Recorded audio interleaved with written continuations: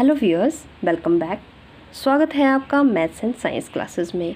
Last class में हमने किया था difference between the mass and weight. किसी ऑब्जेक्ट का मास क्या है और वेट क्या है, जहां हमने इनकी यूनिट्स के बारे में जाना था। साथ ही साथ हमने एक इम्पॉर्टेंट रिलेशन फाइंड आउट किया था कि कोई ऑब्जेक्ट जो अर्थ पे होगी उसका वेट इन केस ऑफ जब वो मून पे जाएगी तो कितना होगा। And we find an important relation. What is that? Weight of the object on moon is equal to 1/6 of the weight of the earth. जो मून पे होगी उसका वेट जो है वो 1/6 टाइम रिड्यूस हो जाएगा जितना वेट उसका अर्थ पे होगा।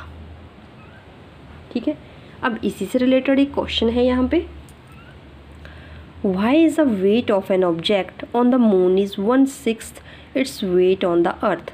कि ऐसा क्यों है कि जो मून पे है ऑब्जेक्ट उसका वेट जो है वो 1/6 हो जाता है जबकि अर्थ पे कुछ और ही होता है।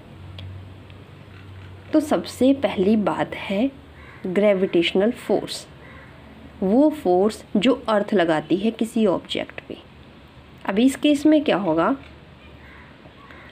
अर्थ का मास ज़्यादा है।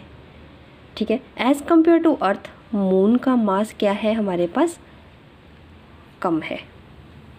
ठीक है, सो ओवरऑल क्या होता है, तो मून जो अप्लाई करेगा ऑब्जेक्ट पे फोर्स वो लेसर होगी, कम होगी।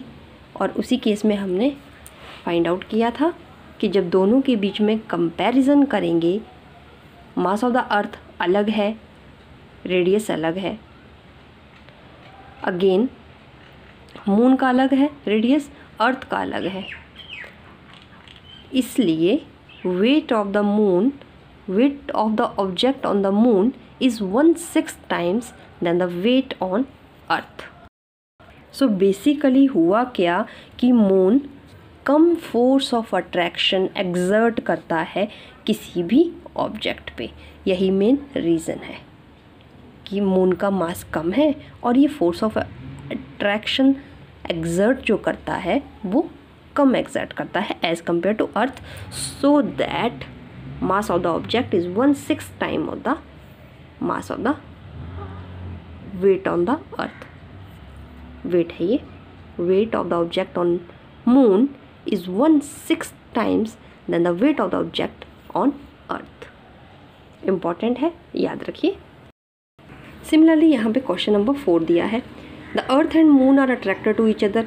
सही बात है, by gravitational force. Does the earth attract the moon with the force? क्या अर्थ भी अट्रैक्ट करती है मून को? तो वो फोर्स क्या होती है, ग्रेटर होती है, स्मॉलर होती है या सेम होती है? एज अ फोर्स, उतनी ही फोर्स जितना कि मून लगाता है अर्थ पे। देखिए इस क्वेश्चन में है क्या, ग्रेविटेशनल फोर्स में होता क्या है, 2 ऑब्जेक्ट्स होते हैं। अब यहाँ पे 2 ऑब्जेक्ट्स जो हैं वो अर्थ है और मून है। अब अर्थ का साइज़ बड़ा है, मून का साइज़ छोटा है। दोनों के सेंटर्स की तरफ जो फोर्स लगेगी, ये अपनी तरफ से फोर्स लगाएगी, ये अपनी तरफ से फोर्स लगाएगा। ठीक है, तो ग्रेविटेशनल फोर्स होती क्या है, G mass of the first object then mass of the second object divided by square of the distance between them, जो इसके बीच में डिस्टेंस है। अब जब अर्थ लगाएगी तो भी सेम फोर्स होगी, जब मून लगाएगा तब भी सेम होगा। Quantities all are same. So basically हुआ क्या, जो अर्थ ने लगाई मून पे फोर्स और जो मून लगा रहा है अर्थ पे फोर्स, क्या उसमें कोई डिफरेंस है? No, that will same. तो इस क्वेश्चन में हम क्या लिखेंगे कि both earth and moon exert, they have same gravitational force. Force क्या होगी, सेम होगी। ठीक है, और नेक्स्ट क्वेश्चन में इसी क्वेश्चन को आप इसका एक्सटेंशन समझ लीजिए। If the moon attracts the earth, अगर मून अर्थ को अट्रैक्ट कर रहा है, Why does the earth not move toward the moon? तो अर्थ जो है वो मून की टुवर्ड्स मूव क्यों नहीं करती है? सेम जैसे कि हमने बुक में किया था कि एप्पल पे अगर अर्थ फोर्स लगा रही है तो एप्पल भी तो अर्थ पे फोर्स लगा रहा है, तो हमें ऐसा क्यों फील नहीं होता कि एप्पल की तरफ जो है वो अर्थ खींच रही है, अट्रैक्ट हो रही है? उसी सेंस में सेम क्वेश्चन है। इसका सिंपल सा आंसर क्या है? देखिए, मून का मास दिस इज छोटा है as compare to mass of the earth. ठीक है, अर्थ का मास जो है वो ज़्यादा है और हमें पता है फोर्स इज इक्वल टू, ये क्वेश्चन नंबर 5 का आंसर आएगा, force is equal to mass upon acceleration. Attract होगी तो हमें वस्तु में गति दिखेगी, ऑब्जेक्ट में एक्सेलरेशन दिखेगी, और वो एक्सेलरेशन होती क्या है? Acceleration is equal to force upon mass. ठीक है, आप ये रिलेशन लिखेंगे इन द क्वेश्चन नंबर 5। अब here in case of earth mass क्या है? ज़्यादा है, बढ़ गया। जब ये क्वांटिटी बढ़ेगी, इन्वर्स रिलेशन है दोनों का, तो नेचुरली ये चीज़ घटेगी। अगर मास ऑफ द अर्थ इंक्रीज हो रहा है तो एक्सेलरेशन क्या होगी? डिक्रीज होगी। Since mass of the earth is very large, so acceleration produced in it is very negligible, बहुत ही कम एक्सेलरेशन प्रोड्यूस होगी।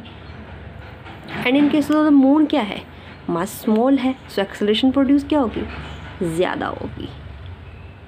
ठीक है, सो हमें ये प्रतीत नहीं होता है कि अर्थ जो है वो मून की तरफ अट्रैक्ट हो रही है। ठीक है, हमें नेचर में ऐसा ही दिखाई देता है कि जो छोटी चीज़ है वो बड़ी की तरफ अट्रैक्ट हो रही है। That is the reason. I hope this topic is very much clear to you. इससे जुड़े हुए कोई भी सवाल, आपके कमेंट्स हों तो ज़रूर करिए। ऐसी इंटरेस्टिंग वीडियोस देखने के लिए बने रहिए। Thanks for watching. मिलते हैं नेक्स्ट वीडियो में।